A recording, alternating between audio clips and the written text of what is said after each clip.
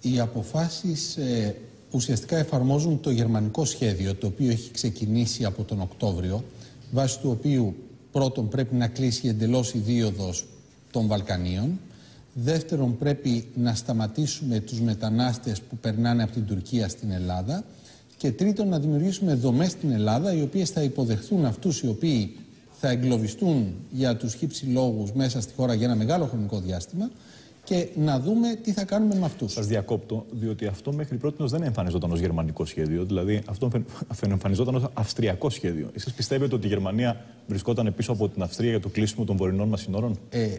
Όλη η ιστορία που έχει ξεκινήσει από τις 25 Οκτωβρίου του 2015, όπου έγινε η Σύνοδος της Ευρωπαϊκής Ενώσεως για το θέμα, κατευθυνόταν προς το κλείσιμο των συνόρων. Αναλάβαμε τότε να δημιουργήσουμε 50.000 θέσεις. Αναφέρεται ρητός στο κείμενο και της 25ης Οκτωβρίου και της 29ης Νοεμβρίου ότι θα υπάρξει συνεργασία μεταξύ των χωρών να μην περνάνε άτομα τα οποία δεν έχουν χαρτιά και δεν έχουν υποβάλει έτσι για άσυλο παρότι μπορούσαν. Οπότε μπορούμε να υποθέσουμε βασίμως ότι είναι το σχέδιο που εφαρμόζεται. Η διαφωνία με την Αυστρία ήταν ότι ξεκίνησε το κλείσιμο λίγες ημέρες πριν γίνει το Συμβούλιο, ενώ υπήρχε μια εκεχηρία. Στο κείμενο των αποφάσεων οι οποίες βγήκανε της δηλώσεως αναφέρεται ρητός οι ακανόνιστες ροές μεταναστών κατά μήκος της οδού των Δυτικών Βαλκανίων έχουν πλέον σταματήσει. Τελεία. Οπότε έχει κλείσει αυτός ο δρόμος. Αυτό ως προς την οδό. Τώρα, υπάρχουν ορισμένα σημεία πλεονεκτήματα και μειονεκτήματα για την Τουρκία.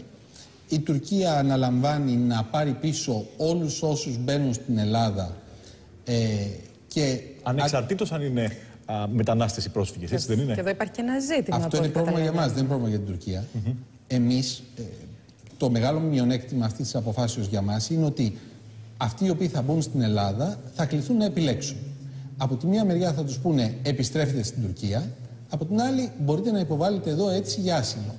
Το πιο λογικό είναι ότι η μεγάλη πλειοψηφία τους θα υποβάλει εδώ αίτηση για άσυλο. Άρα εμείς πρέπει να εξετάσουμε την αίτηση για άσυλο και εάν κριθεί ότι είναι πρόσφυγες παραμένουν, εάν κριθεί ότι είναι οικονομικοί μετανάστες θα τους πάρει η Τουρκία.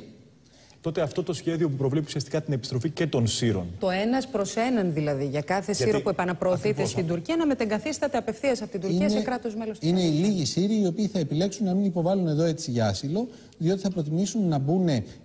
Η λογική είναι ότι θα υπάρξουν δομές μέσα στην Τουρκία, οι οποίες θα παίρνουν Σύριους από την Τουρκία και τους πηγαίνουν στα ευρωπαϊκά κράτη. Αυτοί λοιπόν που θα επιλέξουν να επιστρέψουν στην Τουρκία θα μπουν στην ουρά για να πάνε προς τα ευρωπαϊκά κράτη. Και τελευταίοι στην ουρά. Αλλά θα είναι οι τελευταίοι στην ουρά. Ναι, αυτό είναι αλήθεια. Αυτό λειτουργεί ως αντικίνητρο για αυτούς για να μπουν μέσα στην Ευρωπαϊκή Ένωση.